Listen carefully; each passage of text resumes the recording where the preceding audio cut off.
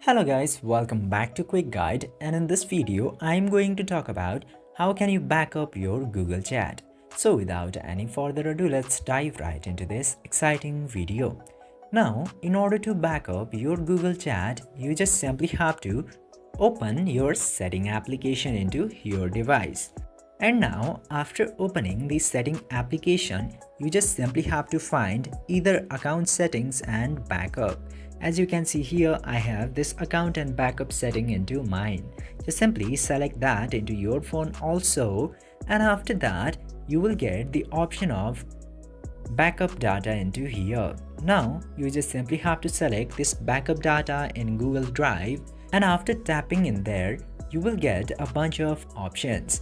Now, you just simply have to log into the account which you are using into your Google Chat. And after that, tap to this backup now option and your Google Chat data will successfully be backed up into your Google One.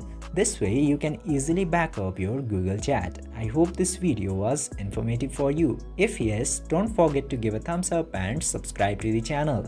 Thank you for watching the video.